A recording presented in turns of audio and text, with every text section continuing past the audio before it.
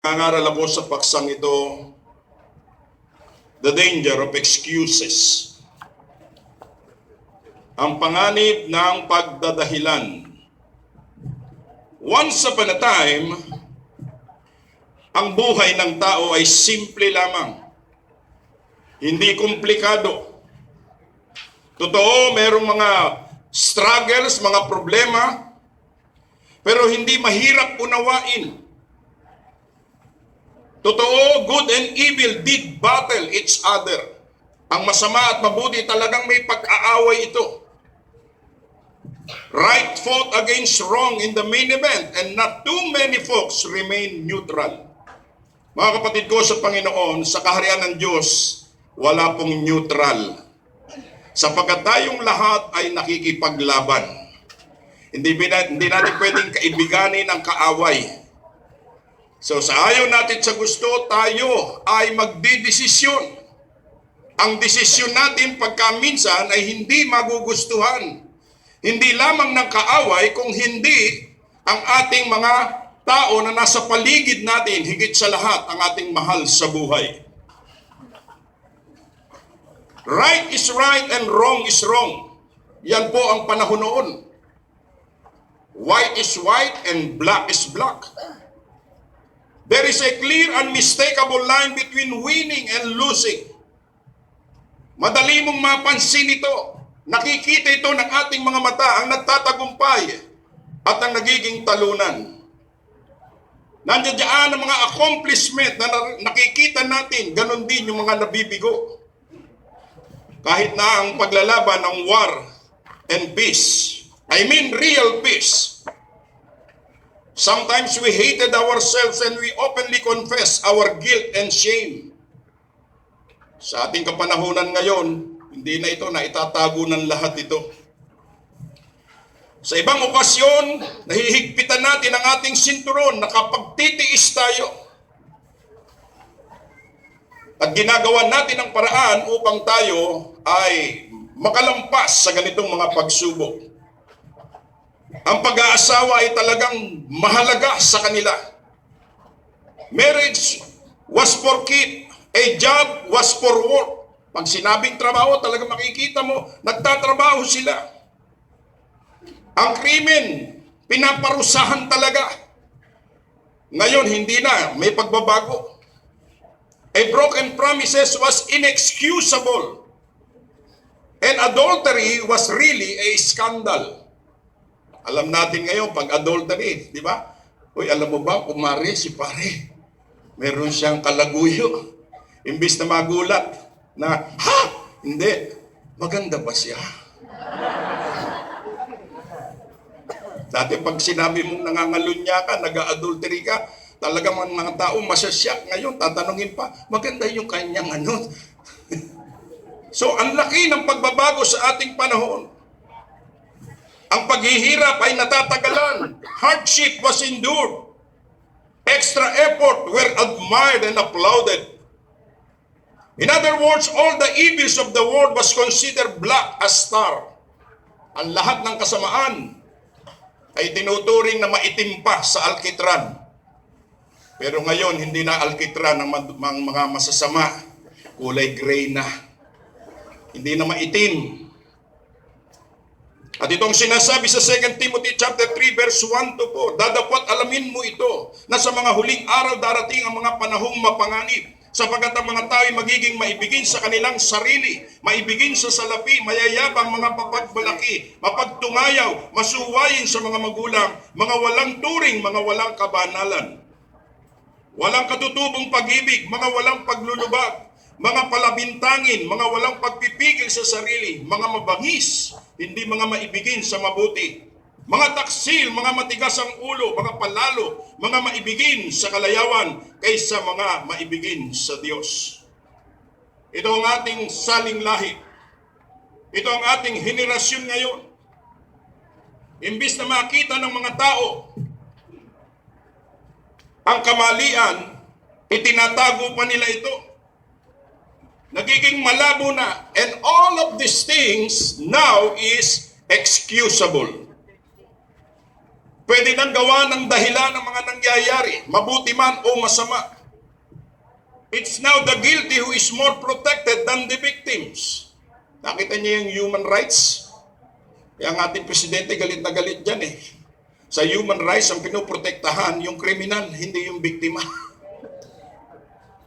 Ito ang panahon natin ngayon. Everyone wants to be heard, everyone has something to explain. And because of so many options in life, everything now is excusable. Dahil na rin sa maraming pagpipilian, ang lahat ngayon ay pwede nang gawaan ng dahilan. At ang nakalulungkot dito ngayong umaga, mga kapatid ko sa Panginoon, nakapasok na ito sa church at sa ating spiritual na buhay. That even our holy faith begins to eclipse yung ating pananampalataya na sinasabi natin, may pananampalataya ako, dahan-dahan nang nagdidilim dahil na rin sa takot at pagduduha-duha o pag-aalinlangan. We begin to live a life of excuses instead of obedience. Mga kapatid ko sa Panginoon, bilang Kristiyano, we don't live by excuses, but we live by obedience. Palakpakan natin ang ating Panginoon. Lalo na kung ikaw ay alagad ng ating Panginoon. Tama ang ating Panginoon ang sabihin niya mga disciple. Sa John 13 verse 17, kung nalalaman ninyo ang mga bagay na ito, kayo ay mapapalad kung inyo itong gagawin. Bilin ito ng Panginoon. Kung nalalaman nyo ang mga bagay na ito, anong nalalaman natin? Abutin ng mga kaluluwa. Kayo ay mapapalad kung inyo itong gagawin. Kaya yung ating ginagawa sa mga nagdaang panahon hanggang sa ngayon, hindi ito nasasayang. Huwag tayong manghina, huwag tayong manlupaypay. Sapagkat tayo lahat ay nag-uumpisa pa lamang. Akala nyo malapit nang matapos. No, nag-uumpisa pa lang tayo. Ngayon pa lang natin nakikita ang kamay ng Diyos na kumikilos sa buhay ng bawat isa sa mga taong inaabot natin. Kaya tayo naririto dahil sa makapangyarihang Diyos. Una nating tignan, excuses as an scapegoat. Medyo mahirap unawain yung scapegoat. Titingin-tingin kayo sa akin. Alam ko ano itong scapegoat. Kambing ba ito?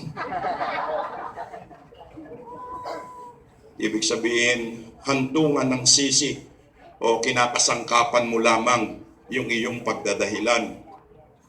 Sapagat sa panahong ito, excuses and alibis abound in every aspect of life. Kahit sinong kausapin mo ngayon, meron kang maririnig na something na sila'y nagdadahilan. Ano man ang pag-uusapan, lagi meron silang dahilan. Okay? O bakit na late ka? Traffic kasi. Ha? Okay. O bakit ganyan tsura mo? Bakit para kang basang sisiw? Para kang binuhusan ng tubig na mainit? Ikakatwiran naman nila, ang init kasi. O pinaulan man ng Diyos. O bakit ganyan itsura mo? Ang lakas kasi ng ulan. So lahat ng tao nagdadahilan. Amen po ba? Yeah. Dahilan ito ng mga irresponsableng mga ginikanan. Mga irresponsable at matitigas na ulong anak. Nagsisisihan ang bawat isa sa ating kapanahunan. Nagtuturuan yung mag-asawa. Ikaw kasi, hindi. Ikaw kasi. Hindi. Yang nangyari yan dahil sa anak natin. Sinisi naman yung anak. Bakit ako? Ang ginawa ng anak, sinisi. Yung iro natin ba? Kung makakasigaw lang yung aso, wow! Wow! Kung makakakagat lang, kakagatin tayo. Kasi walang katapusan ang sisihan.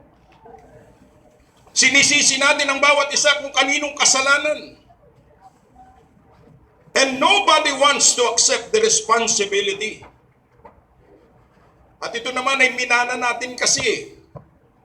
Sa panahon ni Eva at ni Adan, hindi ba? Pinagbawalan na sila. Itong lahat ng ito, sige, yang lahat ng yan. Pero itong isang mall na ito, huwag niyong gagalawin. Naakit pa rin sila. Nag-disobey. Nung sila'y mag-disobey, ayun na. Tinanong na sila ng ating Panginoon. Kasi yung babaeng binigay mo sa akin. Tinanong naman yung babae kasi ang yawa. Okay? Walang katapusan, kaya hanggang ngayon minamana natin ito.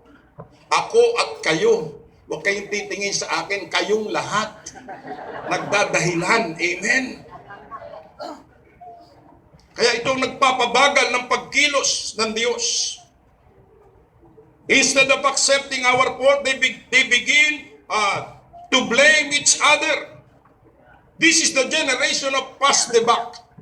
Salitang Amerikano ito, pass the buck. Ibig sabihin, ipasa mo sa iba.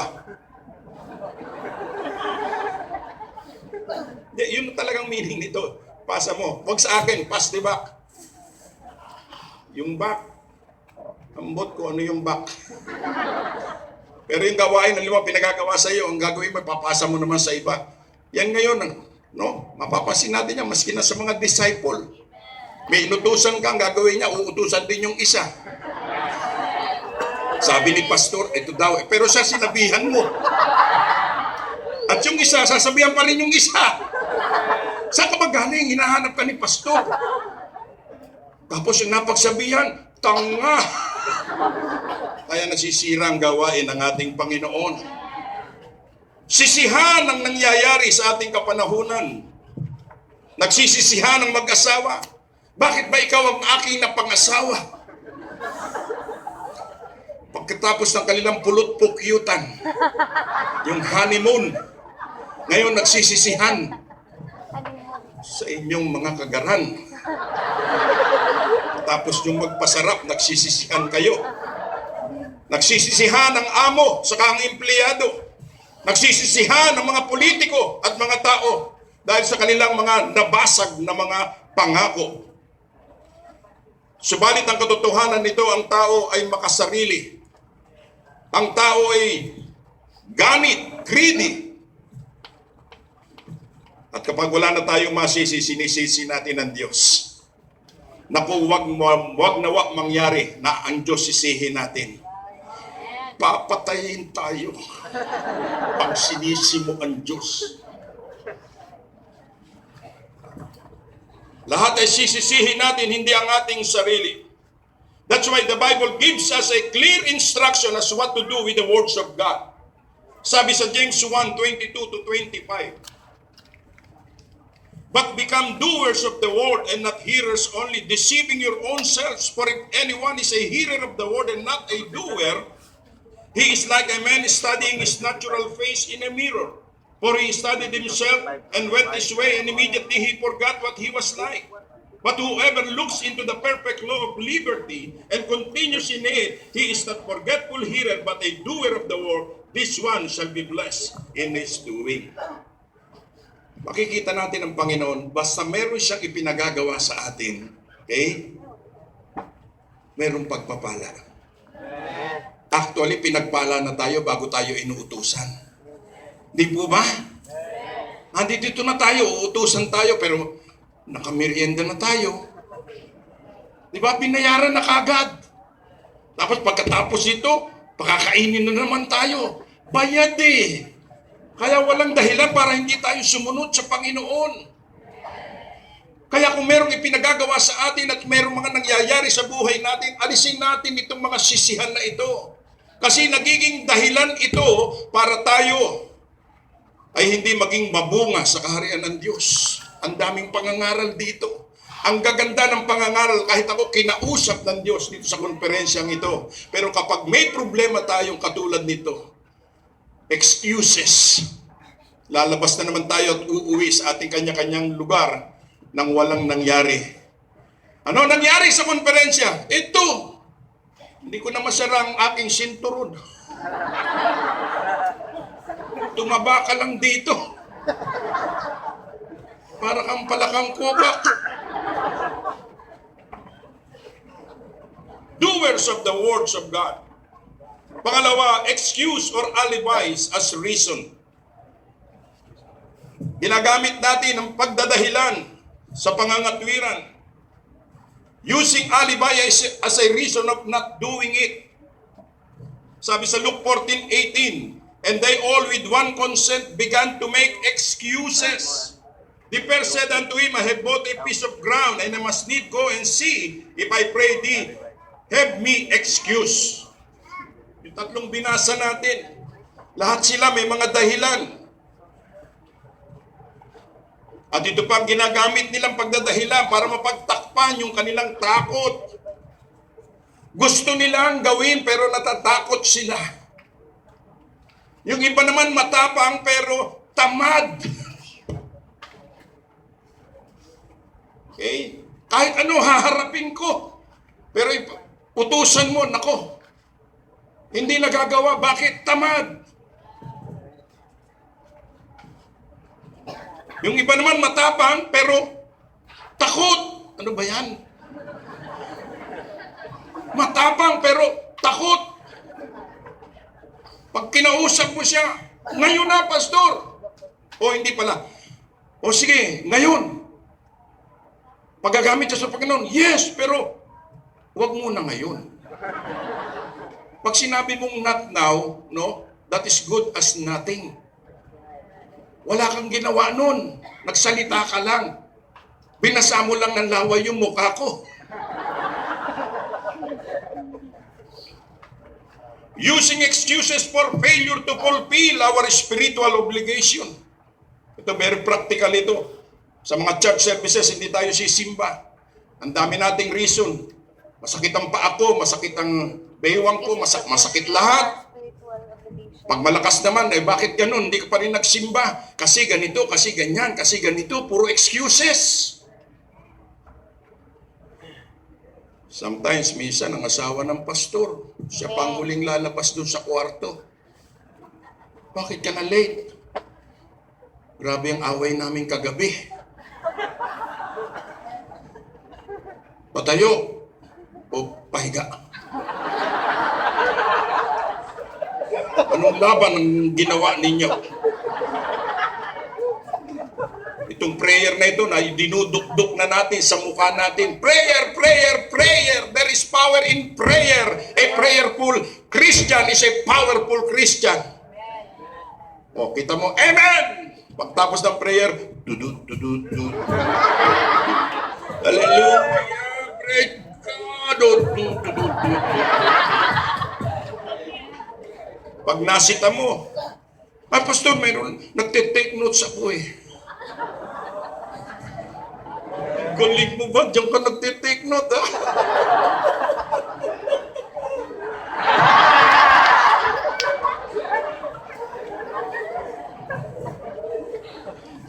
Pagbabasa ng Biblia, nagbabasa pa ba tayo? Iba sa atin, puro excuses. Pastor, nabasag yung aking antipara. Galing, ha? Bible studies. Ito yung mga ginagawa natin. Puro excuses. Nagdadahilan tayo sa iba't ibang mga kasalanan. Ang lagi nating sinisisi, ang yawa kasi, pastor. Ang yawa. Bakit nagkaganyan yan? Ang yawa kasi. O, ang yawa sumakay dyan, bakit lumaki ang tiyan yan? Yawa man yun, pastor. Ikaw may kasalanan, di ikaw ang yawa. Pero hindi aaminin. Pakid, mayroon akong dinil nito. Pastor, patawad talaga. Sorry, pastor. Nakalimot kami. Anong nakalimot? Naalala ninyo na lami kaayo. Kung nakalimot, hindi nyo magagawa yan. Naalala nyo, gusto yung lami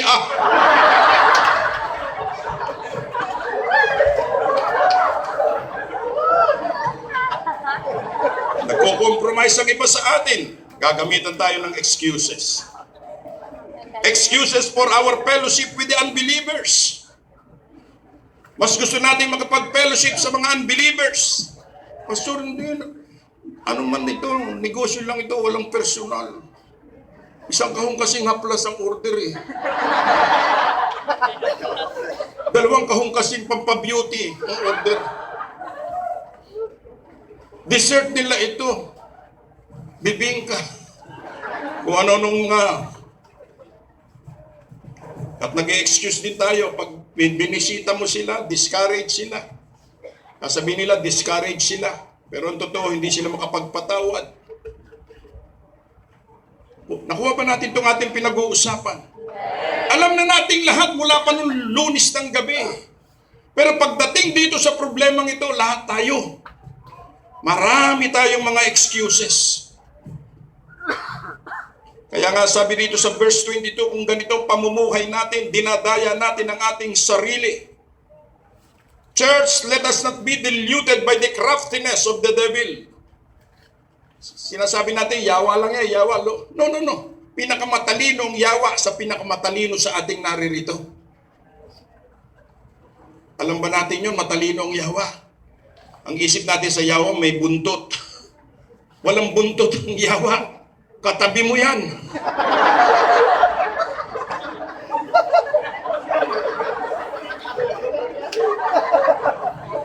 Katabi mo, tinignan ka.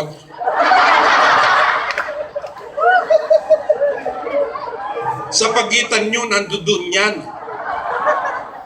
In between nyo, nandiyan dyan ang yawa. Nakikita mo ba?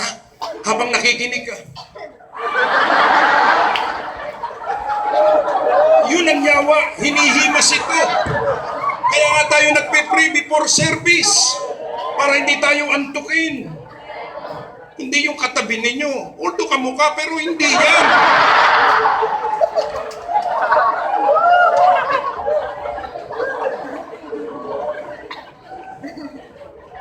Kaya ang huling-huli nga na sisisihin mo, i-blame mo dahil sa iyong pagdadahilan, ibang tao at hindi ikaw.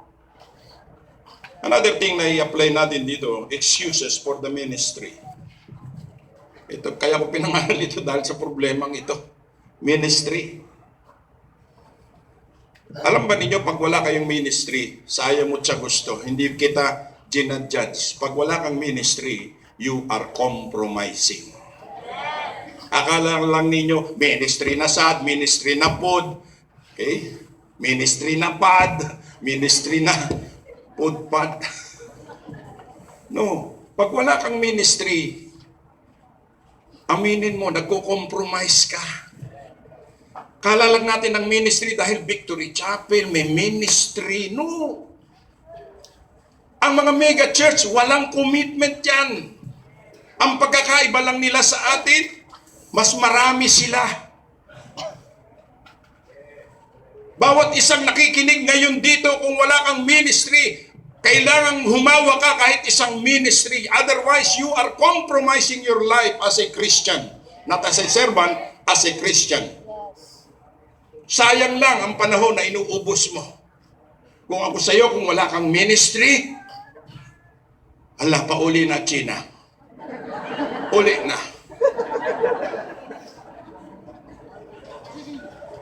Pero mo pupunta ka dito, wala kang ministry, ikaw pa unang-unang pipila sa pagkain. Eh, sabi ko rin sa mga pastor, lahat ng dadalhin yung delegates may ministry. May nahuli akong 2 bata, Ronnie. Saan kayong church? Hindi ko na sasabihin ang church sa Kalinan. Ikaw, may ministry ka? Pastor, naninervyos. Drummer, pastor, ikaw. Nagtuon pa. Anong nagtuon? Kasama ka dito, oo. Ayaw pagkaon. Hindi ko sasabihin ng church, ha? Sa Kalinan yan. Mga pastor, paningkamutan natin. Kada pumasok sa ating inililigtas ng Diyos, ipasok natin sa ministry.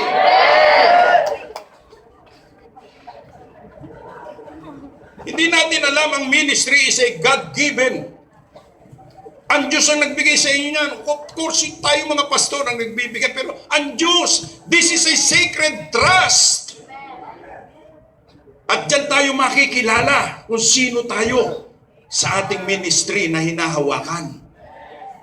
Kaya huwag tayo magdadahilan, mga disciple, it's high time Pasok tayo sa ministry, kahit anong ministry, maglinis ka lamang dyan, sumama ka sa outreach, kung anong ministry. Huwag mong kunin ang ministry ng pagkain.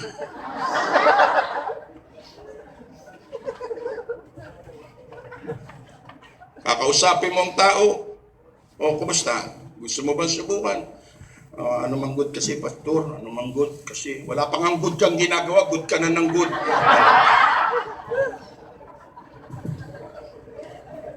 Ano man kasi ang uunahin nila, ang ginikanan. Pinaaral daw sila. 42 anyos ka na, mama, papa pa. Papatayin ka ng Diyos pag hindi ka marunong magdesisyon. Joke lang yan, joke lang. Pag hindi, ang parents, nag-eskwela pa man ako, pastor. Nag-eskwela pa. O sige, hintayin natin, makatapos ka. Nakatapos na, pastor. Magtrabaho sad ko. Magtrabaho. Sige, magtrabaho ka. Magkatapos, ano, may trabaho ka na? Ay, siyempre, pastor, mag-asawa pa ako. Sige, mag-asawa ka! Mag-asawa nga. Ako pa nagkasal. Tinanong ko pa sila, itong kasalang ito, makakasal kayo kung ipapangako nyo na pagagamit kayo sa Panginoon. Ano masasabi mo? Opo, pastor. Ikaw, babae. Opo, pastor. Kuntik lang malaglag yung ano ko. Dumakasal. Pastor, buntis. Natural. Bakit ganyan tingin mo sa akin? Nagdududa ka pa sa akin. Ikaw ang nagpakasal dyan. Natural, asawa ka eh. Ngayon, babayaan mo na nating mga anak, pastor. Sige, mga anak. Talaga naman ganyan. Pag buntis, siyempre, mga anak.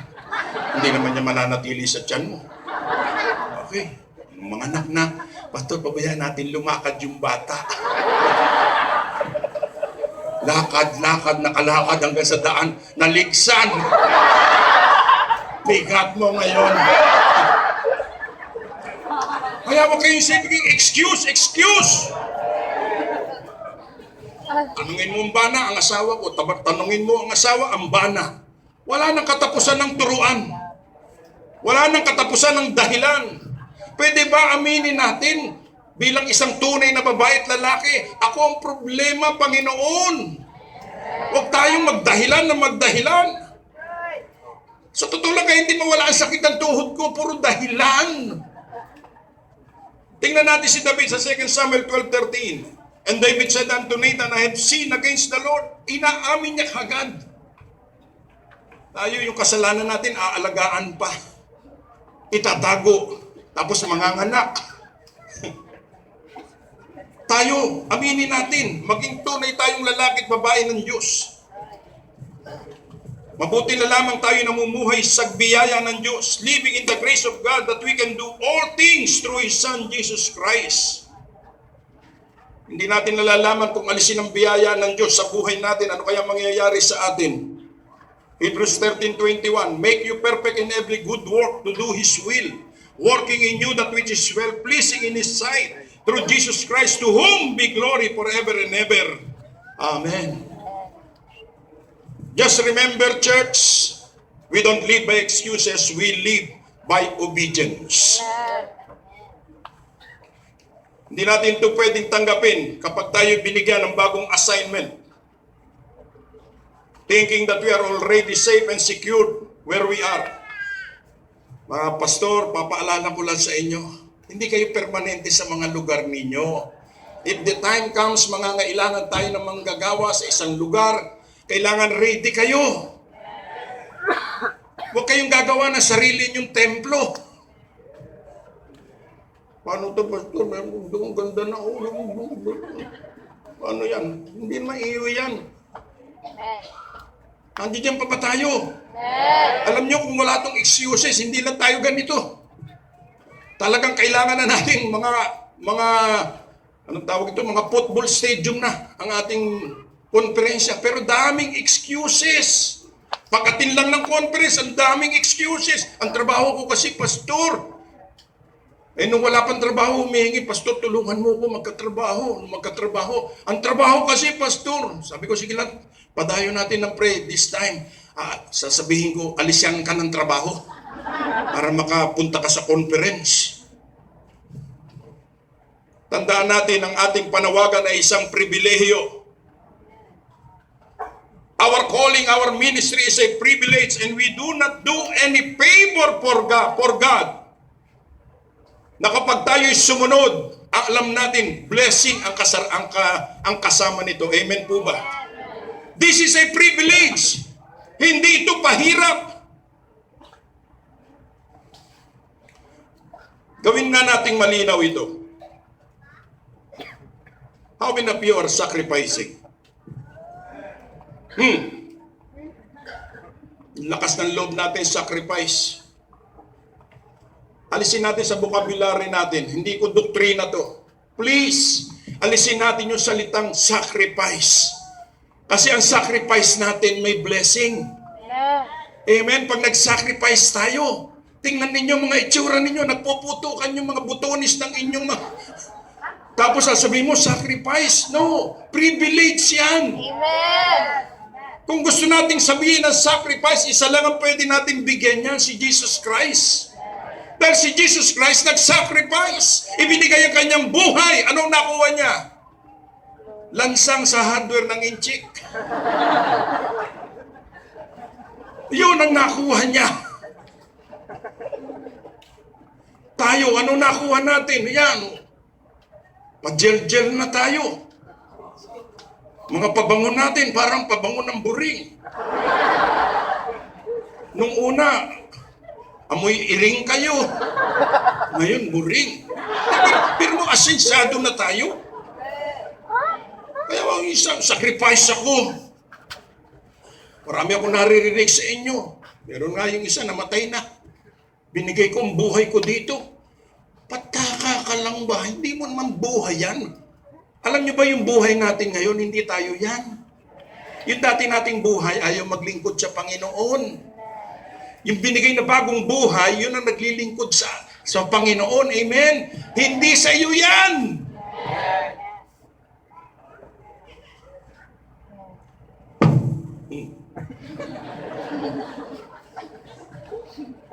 Ang ating lumang buhay ayaw maglingkod sa Panginoon. Kaya yung mga hindi pa ayaw maglingkod, ayaw paggamit sa Panginoon, dating buhay pa rin yun. Huwag kayong magalit sa akin, hindi pa kayo saved. Kasi pag na-save ka na, ang buhay mo binibigay mo sa Panginoon. Amen ba?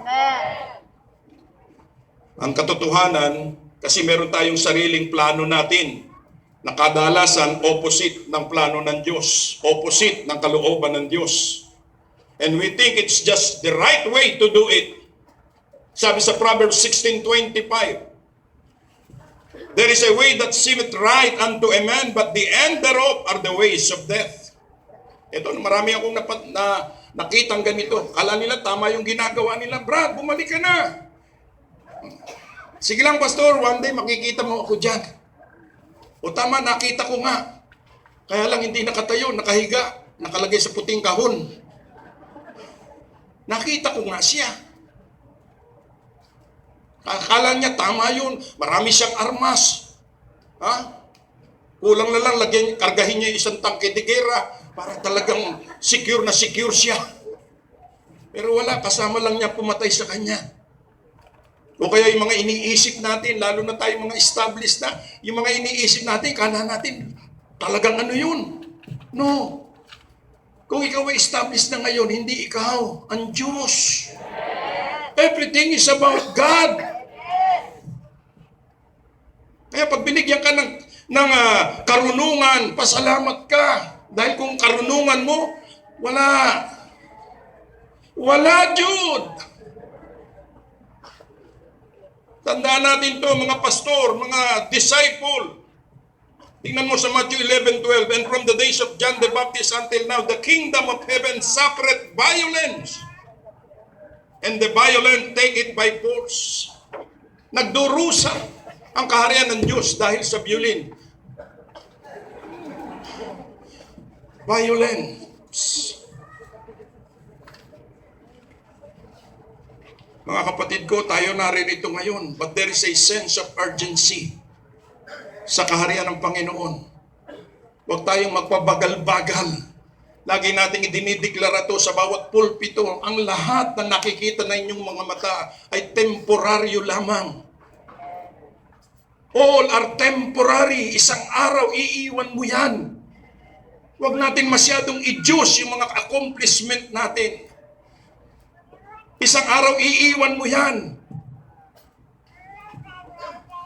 Nakuha ba natin ito? Huwag natin masyadong tutukan. Maraming pagpapala ang darating sa atin, pero yung lahat ng pagpapalang yan, temporaryo. Ang permanente at permanente hanggang sa dumating ang Panginoon, yung ginawa mo sa kaharian ng Diyos. Palakpakan natin ang ating Panginoon.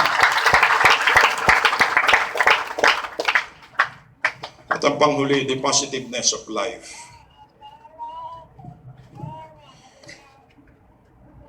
Mga kamanggagawa po, mga alagad, lahat tayo, always think positive in the will of God. Romans 8:31, what shall we then say to these things? If God be for us, who can be against us? Nasa atin ang kakampi. Sino magiging hadlang sa atin? Marami. Pero hindi sila mananaig. Sapagkat ang Diyos na pinaglilingkuran natin, ang Diyos na pinakamakapangyarihan. 1 John 4:4. Sabi niya rito, you are of God, little children, and have overcome them. Tayong lahat, anak ng Diyos. Ultimong putot. Isang inano nyo, putot o putot. Anak ng Diyos siya, kaya nga nilagay rito, little children. Kayo isa Diyos, mumunti kong mga anak. So, yung putot anak din ng Diyos yan. At inyong dinaig sila sapagkat lalong dakila siya ang nasa inyo kaysa nasa sanlibutan. Minsan kasi mas mabuti pang taga sanlibutan. Tingnan nyo mga bangko. May mga bangko ngayon na ang kanilang mga sayings doon, yes, we can. Oo. Di ba? Oo. Mailalagay ko yan sa lata. Yes, we can. Ginigising ko lang kayo. Di ba? Makikita mo yan sa bangko. Yes, we can. Kaya minsan mas mabuti pa yung unbelieving people. They have more wisdom than we do because of too much excuses. Huwag natin kalilimutan, we are the blessed, we are the chosen, the privileged, are ours, and these promises are for us. Ulitin ko, tayo po ay nabayaran na. May advance na tayo. May deposito na ang ating Panginoon. 1 Corinthians 6:20, for you are bought with a price. Therefore glorify God in your body and in your spirit which are God's. 1 Corinthians 7:23, you are bought with a price. Be not you the servants of man. Meron kaming isang kakilala, disciple pa ito doon sa Crooked Road. Every time na makikita ko, ang boss ko kasi. Ganyan na lang siya, 25 taon na. Nagkita uli kami dyan sa may mall. Grabe ang itsura niya. Oh, Brad, kamusta ka? Simba ka, meron tayong revival ngayon. Ang boss ko kasi. Ang boss mo ba, busabos? Puro dahilan. Puro excuses. Kaya tandaan po natin ito, walang mangyayari. Kaya ito po ang dapat natin gawin. Positiveness. Rather than saying, I think, say, I have decided. Amen? Huwag na iisipin ko pa. Paggawain ng Diyos, hindi na tayo kailang mag-isip. Sigurado tayo, secure tayo. Amen? Kaya tayo nagkakaroon ng insecurities dahil ininalabas natin, inaalis natin yung God factor. Sa lahat ng ipinagagawa sa atin, there is what we call God factor. Iisipin ko pa, hindi, mag-decide ka na. Ang iba naman, susubukan ko. No, sabihin mo, gagawin ko na ito. Iba nagsasabi, hindi ko mapigilan ito. No, sabihin mo, I will no longer do this. Rather than saying, I think I'm right, sabihin mo, I'm wrong. It's me. I have blown it. Ganun ang tunay na anak ng Diyos. Alisin natin sa ating isipan yung mga salita na pag-iisipan ko pa. Yung iba naman, hindi pa nag-uumpisa. Nagpapaalam na. Hindi ka pa nga nag-uumpisa, magpapaalam ka na. Ay nako, sige, subukan nyo maging leader. Itong haharapin natin, kaya pinangangaral ko ito mga kapatid ko sa Panginoon. Sa panawagan ngayong umaga, matatapos tayo rito. Alam ko lahat tayo kinausap. Please, huwag nating gamitin ito sapagkat itong armas ng excuses galing ito sa yawa. Galing ito sa kaaway. May maririnig ka pa, balang araw ito ang gagawin ko. Eh kung hindi dumating yung araw na yon, o dumating yung araw, ikaw naman ang hindi dumating. Di ba? Sang araw, pastor, sang araw. Dadating man talagang araw, sisikat yan. Ikaw, yun lagi. Inuumpisahan ko na, pastor, pero, yun, may pero. Ang katotohanan, hindi pala pero. Pera ang kailangan.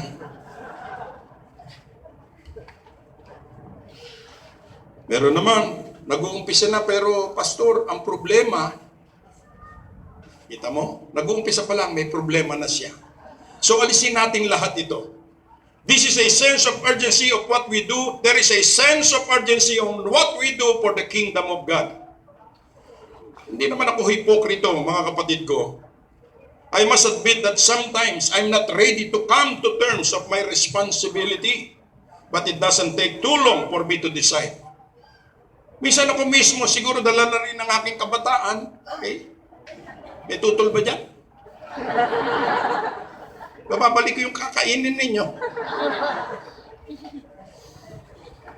Minsan sa ating edad, nag-iedad tayo, minsan parang hindi kagad ako makadecide. Kasi responsibilidad dito pero hindi nagtatagal. Sabi ko, kung tinulungan mo ko nung una, tutulungan mo ko hanggang ngayon sapagkat yan ang Diyos natin. He is a finisher. Kung anong inumpisahan sa iyo, tatapusin niya ng Diyos sa iyo. Kaya pag sinabi mong ayoko na, tatapusin ka ng Diyos. Bakit ito nasabi? May mga ilan tayong kasama rito, tinapos na sila.